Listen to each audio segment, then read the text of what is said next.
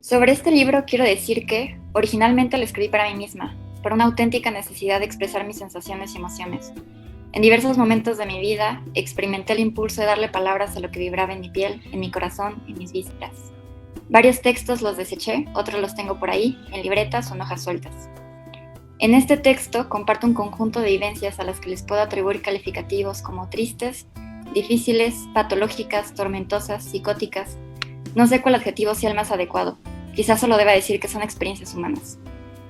La explicación que me doy a mí misma es que en las diversas dimensiones que tenemos como sujetos, podemos experimentar pensamientos negativos, sensaciones de minusvalía y autodestrucción como resultado de nuestra carga genética, pero sobre todo del ambiente en el que nacimos y hemos crecido, y el tipo de relaciones que establecemos con quienes nos rodean. No obstante, tenemos la posibilidad de buscar los recursos que disminuyan los síntomas que nos paralizan y nos permitan vivir, no sobrevivir. Siendo yo una adulta, mi hermana mayor, me ganaba con 14 años, me platicó que a mi familia le llamó la atención que yo crecí en edad, pero no hablaba lo suficiente en el seno familiar, papá, mamá y hermanos, y no hablaba absolutamente nada a personas que no vivían bajo nuestro mismo techo. Tíos, tías, primos, primas, vecinos, vecinas, maestros, maestras, compañeritos del salón, etc. Me compartió mi hermana Ana Elena que mi papá solicitó una revisión médica. Inclusive me llevó con un psiquiatra que trabajaba en el Hospital Psiquiátrico de San Pedro del Monte, aquí en León, Guanajuato. El especialista le dijo a mi padre: la niña está sana, está bien, ella va a hablar más adelante, denle tiempo. Este hecho en particular no lo menciono en el libro, pero más allá de la familia nuclear, yo les empecé a hablar a los integrantes de la familia extendida y vecinos aproximadamente a los 12 años. Esta mudez fue uno de los síntomas de la depresión que me ha acompañado toda la vida. Yo no lo sabía, yo no le había puesto un nombre a mi forma de ver el mundo, depresión mayor endógena, distimia. Simplemente sentía que no debía haber nacido. Fui madre soltera a los 22 años de edad y a los 27 inicié un proceso de terapia psicoanalítica que me ayudó a encontrarme conmigo misma y a darme cuenta de que podía aprender a vivir, no a sobrevivir. Allí nació una serie de búsqueda de apoyos psicológicos y espirituales. Mi vida empezó a ser más placentera, me casé y tuve 2 hijas. Después de 9 años de matrimonio, mi esposo y yo nos separamos. Fue justamente en la crisis de pareja cuando la psicóloga que ya me había atendido me alertó de algo que yo ignoraba. Estás sumida en una profunda depresión, urge que te vea un médico. A partir de ese momento empecé a tomar antidepresivos y ansiolíticos, y hasta la fecha los sigo tomando, a mis 66 años de edad.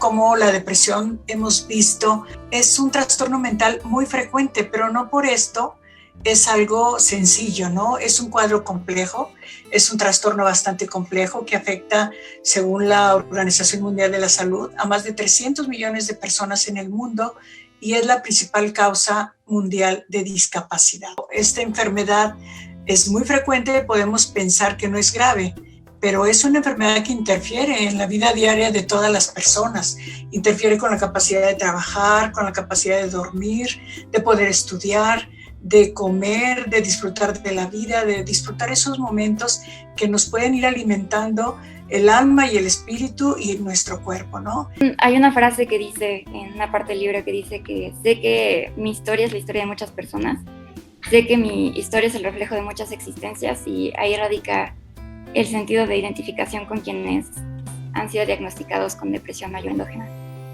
Sin trabas, con mucha valentía, nos mete al infierno de la depresión.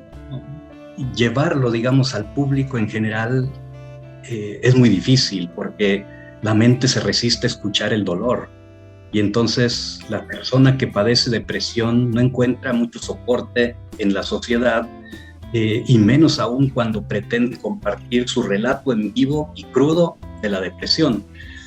Para poder escuchar de lo difícil, de lo doloroso, nos dice Boris Cyrulnik, tenemos que tomarle una cierta distancia. Y el arte nos da la posibilidad de tomarle distancia a lo doloroso. Y eso es lo que hace María Esther. Hace arte del dolor, hace arte de la depresión. Y entonces sí, se vuelve posible de acercarnos todo el mundo. Algo que me gusta mucho del libro y que resalta es como la autenticidad, que pues me gusta incluso como en muchos textos. Creo que para tener como autenticidad se requiere mucha introspección, mucha asimilación y pues también valentía por para navegar como por todas esas mareas, para desenredarlas y para después presentarlas. Y yo veo un DSM-5 y veo este texto, me doy cuenta realmente de lo que es la depresión, no a nivel descriptivo y frío, sino a nivel de esta posición de vida de la doctora Marister, ¿no? Me di cuenta cómo a través del texto ella va hablando de una serie de palabras y encontré palabras que se repetían muchas veces, como culpa, dolor, tiempo, sufrir, soledad, desierto, fuego, sentirme muda, la nada, la forma de verbalizar para demostrar toda esta situación de depresión en ella desde diferentes posiciones y emociones. Diría que es más como un testimonio, una introspección como de una depresión y una ansiedad pues muy particular de una mujer que desde niña se enfrentó, se sintió diferente más bien, y hasta los 28 años descubrió que pues siempre había tenido este padecimiento. Hubo muchos indicadores desde su infancia que apuntaban hacia un dolor interno. Digamos, hay dos categorías de sintomatología. Una sintomatología externalizante, que se convierte en conductas concretas y que hacen como muy viable y fácil a los ojos del testigo, de los adultos, mirar que ahí hay síntomas, ¿no? O sea, me refiero a niñas, sobre todo niños muy inquietos, que no paran, muy movidos, que destrozan, tal. Su síntoma está al exterior y es fácil de identificar, pero cuando los síntomas son internalizantes, es difícil en ocasiones, en una cultura adultocéntrica como la nuestra, poder detectar que ahí hay sufrimiento, que ahí hay dolor. Cuando los síntomas en infancia son internalizantes, están en mucho peligro esas niñas y niños, porque nadie los detecta, pasan como invisibles. Como son bien portados, obedientes, se quedan donde les dices y demás, pareciera que no hay ningún problema. Cultura también donde la obediencia es sigue siendo la expectativa del mundo adulto, las pone en alto peligro. Siempre en los manuales de psicopatología vamos a encontrar la culpa como uno de los sentimientos predominantes en la depresión. Y uno le pregunta a veces al paciente, ¿pero culpa de qué? ¿Tú de qué tienes la culpa? Y lo vemos en el texto. Esta chiquita de pequeña, ¿qué culpa tenía de estar en ese hogar, de tener una mamá deprimida, triste o inconforme? ¿Sí? ¿Qué culpa tenía ella de no encontrar un lugar a sus inquietudes? Pero ella se sentía culpable, ¿sí? Y esta culpa es maravilloso cuando se le puede poner nombre. Y yo creo que algo que a la mujer nos puede ayudar a entender, bueno, a los hombres y mujeres, no nada más a la mujer, que la palabra es algo que nos ayuda a salir de este estado de depresión. Cuando entendemos la culpa y podemos transformar la culpa en algo reparatorio, en este caso un libro que desde la portada nos muestra a una chiquita con un cargamento, con una maleta cargada de sueños, cargada de ilusiones. Cuando podemos ayudar a la persona que sufre a abrir esta maleta, a descubrir cada una de esas partes, eso nos va a ayudar a ponerle nombre a esos síntomas tan fríos que el DSM-5 nos describe y que tan cálidos, y que desde cualquiera de las personas que podamos haber estado en un estado de depresión o de tristeza, podemos sentirnos entendidos, ¿no? Algo que digamos que me cobijó de este libro es que, a pesar de las diferencias generacionales que tengo con la autora, con Marister, también familiares y psicopatológicas, hasta religiosas, creo que en muchas de sus palabras me pude ver reflejada.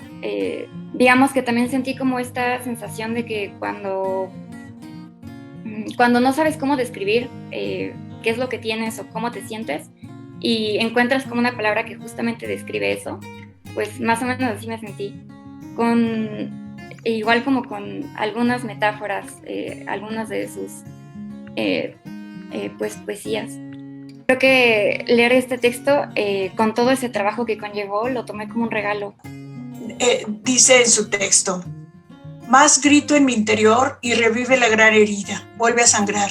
Una ráfaga azul en la que me ahogo es horrible, frustrante, es terriblemente espantoso, es desgastante, desgastante, desgastante, desgastante, y vuelve a ocurrir, y vuelve a ocurrir, y vuelve a ocurrir. ¿Qué ocurre? Las culpas, las ganas de no vivir. Este es mi antecurriculum vitae recibible. recidivante y jamás lo he incluido en el documento que he entregado. Yo trabajé todos los días con Marister por 10 años, que fue mi compañera de trabajo, y por supuesto que lo que yo veía era una mujer sumamente capaz, responsable, amorosa, amistosa, tolerante, ¿no? Que a mí me enseñó muchísimo de la vida, de la edición, de la universidad, etcétera.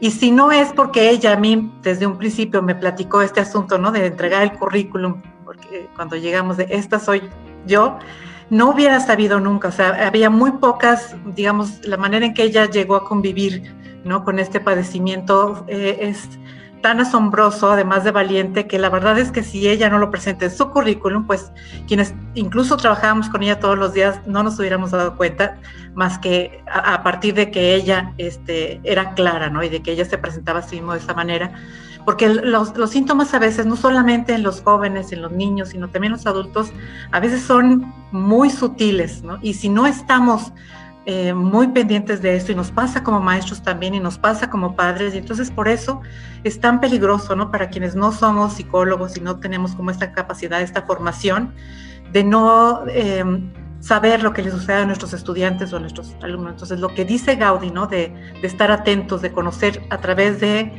una forma diferente de plantear este tipo de padecimientos es muy importante. Este es un trastorno que implica una serie de factores biológicos, sociales, psicológicos. Dentro de los psicológicos, los emocionales, los cognitivos, y por tanto no podemos decir que hay un único tratamiento. Hay tratamientos, de hecho la Organización Mundial de la Salud dice hay tratamientos, y tenemos múltiples modelos terapéuticos, desde modelos psicoanalíticos, que fue como el primer modelo terapéutico que surge en la historia del tratamiento psicológico, los modelos cognitivo-conductuales, los modelos sistémicos, los modelos humanistas. Yo creo que no podemos hablar de un único tratamiento para la depresión, pero sí de un tratamiento que tiene que implicar la interdisciplinaridad. No podemos trabajar nada más los psicólogos o los psicoterapeutas con este tipo de pacientes, ¿sí? Cuando ya paciente y terapeuta pueden pensar qué les sucede, podemos indagar más allá y entonces pasar a ver si necesitamos de una interconsulta, si estamos hablando de una depresión mayor, de una consulta con el psiquiatra, si necesitamos de generar una red de apoyo alrededor de nuestro paciente y entonces hacer una terapia familiar o incluso un acercamiento con amigos o con las personas que están cercanos a ella o a él, y luego empezar a intervenir con una serie de estrategias. Entonces no hay un único tratamiento, pero el tratamiento sí tiene que ser interdisciplinar, ¿sí? Pero a nivel terapéutico, este libro de Marister que nos da como una muestra de cuánto puede abonar a la recuperación. La recuperación central estuvo hecha con mucho esfuerzo, trabajo y años, apoyándose en múltiples recursos profesionales, terapéuticos, espirituales, etc. Y yo creo que solo se puede escribir al final una obra como la que hoy presentamos, producto de un ejercicio de resiliencia. Es decir, porque lo que encontramos en esta obra es la posibilidad de poderle dar forma y darle palabra a algo que cuando era trauma y que cuando estaba en vivo daba las palabras.